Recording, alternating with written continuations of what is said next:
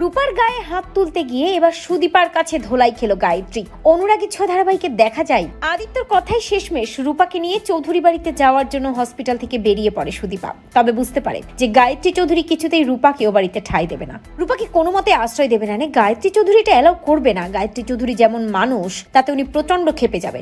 গাড়িতে যেতে যেতে সুদীপা আদিত্যকে বলে, মিস্টার চৌধুরী, আমরা কি কাজটা ঠিক করছি? আপনার বড় মা এটা কি মানবে? আপনার বড় মা তো আমাকেই জায়গা দিতে চায় না, আমাকেই থাকতে দিতে চায় না, সেখানে এনাকে কি সহ্য করবে আপনার বড় মা? আদিত্য সুদীপাকে বলে, আপনি চিন্তা করবেন না, আমি তো বলছি আপনার অধিকার আছে ও বাড়িতে, আর তাই আপনি যে কাউকে ও বাড়িতে নিয়ে যেতে পারেন। সুদীপা আদিত্যকে বলে, মিস্টার চৌধুরী, অধিকার দিয়ে সবসময় সবকিছু হয় না, তবে হ্যাঁ, আমি এই অসহায় মানুষটির হাত ছাড়বো না। যতদিন ওনাকে সুস্থ করতে না পারছি ততদিন আমি ওনার পাশেই থাকবো, আর তার জন্য আমার যা লড়াই করতে হয় আমি করব। এরপরে দেখা যায় চৌধুরী বাড়ির সামনে গিয়ে পৌঁছাই আদিত্য, সুদীপা এবং রূপা। বাড়ির সামনে গিয়ে দাঁড়িয়ে রূপা সুদীপাকে বলে, মা, এটা আমাদের বাড়ি? হ্যাঁ, এটাই আমাদের বাড়ি, কিন্তু আমাদের বাড়ি তো অন্যরকম ছিল। রূপা ভাবতে থাকে সেনগুপ্ত বাড়ির দৃশ্য, তবে এটা তো সেনগুপ্ত বাড়ি নয়, এটা তো চৌধুরী বাড়ি। ভাবতে থাকে সুদীপা, ওনার হয়তো নিজের বাড়ির কথা মনে পড়ছে, কিন্তু আপাতত ওনাকে এ বাড়িতেই আমাকে রাখতে হবে।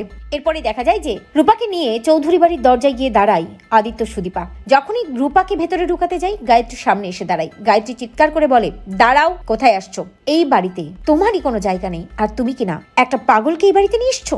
একটা ভিখারির জায়গায় চৌধুরী বাড়ি নয়, চৌধুরী বাড়িতে মানুষ থাকে, ভিখারি নয়। ওনাকে এক্ষুনি এখান থেকে তাড়িয়ে দাও। আদিত্যর বাবা খেপে গিয়ে বলে, লজ্জা করে না আদিত্য তোর? একবার একটা ভিখারির মেয়েকে নিয়ে এসেছিস, আবার এখন আরেকটা ভিখারিকে ধরে নিয়ে এসেছিস। সুদীপা এগিয়ে আসে গায়ত্রী চৌধুরীর সামনে। গায়ত্রী চৌধুরীকে এসে বলে, আমি ভিখারির বাড়ির মেয়ে নই, আর উনি আমার মনে হয় ভিখারি নন। ওনার কোনো অতীত আছে, উনি ভালো পরিবারের মেয়ে, ওনাকে দেখেই বোঝা যাচ্ছে।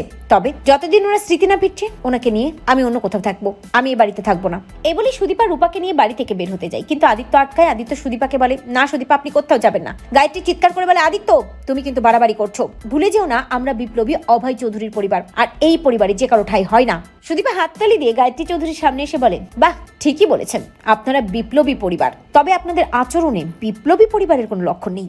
সুদীপার কথায় গায়ত্রী চৌধুরীর খুব গায়ে লেগে যায়। গায়ত্রী চৌধুরী সুদীপাকে ঠাস করে চড় মারতে যায়, আর ঠিক তখনই সুদীপা গায়ত্রী চৌধুরীর হাতটা চেপে ধরে। গায়ত্রী চৌধুরীকে বলে, খবরদার, খবরদার, লিমিট ক্রস করবেন না। সুদীপা কিন্তু ভালোর ভালো, মন্দর মন্দ। তো বন্ধুরা, তোমরা এটাই চাও তো এভাবে যেন সুদীপা রুদ্রমূর্তিতে গায়ত্রী চৌধুরীকে উদুম কেলানি দেয়? কমেন্ট করে জানাতে ভুলো না।